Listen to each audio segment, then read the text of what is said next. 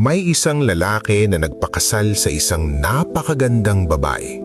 Mula sa unang araw ng kanilang pagsasama, minahal niya ito ng buong puso, hindi lamang dahil sa ganda nito, kundi dahil sa kabutihan ng kanyang loob, sa kanyang ngiti at sa saya na dala niya sa kanilang tahanan. Simple lamang ang kanilang buhay, pero puno ng pagmamahalan. Magkasama silang kumakain, nagtatawanan at nangangarap para sa kanilang kinabukasan. Para sa lalaki, ang kanyang asawa ay hindi lang kabiyak ng puso, siya rin ang kanyang matalik na kaibigan. Isang araw, nagbago ang lahat. Nagkaroon ng malubhang sakit sa balat ang babae. Sa simula, maliliit lamang ang mga marka sa kanyang mukha, ngunit habang lumilipas ang mga araw, kumalat ito sa kanyang katawan. Unti-unti nawawala ang kanyang pisikal na kagandahan. Sinubukan niyang maging matatag, ngunit sa loob-loob niya, siya ay unti-unting nadudurog. Napapansin niya ang mga titig ng mga tao, naririnig niya ang mga bulungan. Iniwasan niya ang salamin, bihira na siyang ngumiti. Natatakot siyang darating ang araw na hindi na siya mahalin ng kanyang asawa. Sa panahon niyon, kinakailangang umalis ng lalaki para sa isang maikling biyahe dahil sa trabaho. Ngulit sa kanyang pagbabalik, isang trahedya ang nangyari. Naaksidente siya at tuluyang nawalan ng paningin. Sinabi ng mga doktor na maaaring hindi na muling bumalik ang kanyang paningin. Pag-uwi niya, sinalubong siya ng kanyang asawa na may halong luha. Luha ng pasasalamat dahil siya ay buhay at luha ng lungkot dahil sa sinapit niya. Mula noon, ang babae na ang naging gabay niya sa lahat.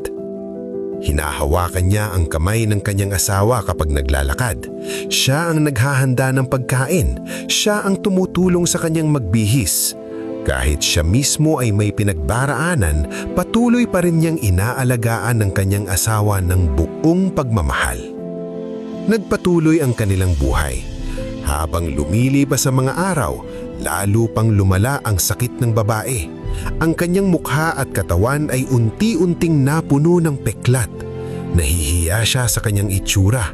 Ngunit ang kanyang asawang bulag ay hindi kailanman nagbago ng pakikitungo. Para sa kanya, ang asawa ay nananatiling kasing ganda ng unang araw na sila'y nagkakilala. Nagpatuloy ang kanilang pagsasama na parang walang nagbago. Malumanay pa rin siyang nagsasalita.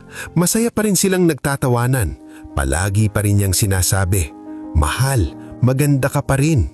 At naniwala ang babae. Patuloy niya itong minahal at patuloy din siyang minahal ng kanyang asawa. Lumipas ang mga taon.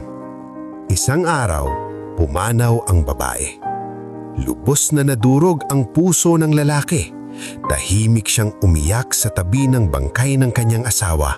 Hinawakan niya ang malamig nitong kamay at nagpasalamat sa lahat ng sakripisyong ibinigay nito.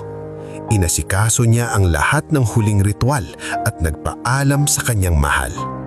Matapos ang libing, nagpasya ang lalaki na lisanin ang bayan. Habang naglalakad siya gamit ang kanyang tungkod, may isang lalaking tumawag mula sa likuran. "Sir, paano na po kayo maglalakad mag-isa? Sa loob ng maraming taon, ang asawa ninyo ang umaakay sa inyo." Huminto ang lalaki. Marahan siyang humarap at sinabi, "Hindi ako bulag." Nagulat ang lalaki. Ipinagpatuloy niya, "Nagkunwari lang ako dahil kung nalaman ng asawa ko na nakikita ko ang kanyang anyo, mas masasaktan siya kaysa sa mismong sakit niya." Sandali siyang tumahimik. "Gusto ko lang siyang maging masaya.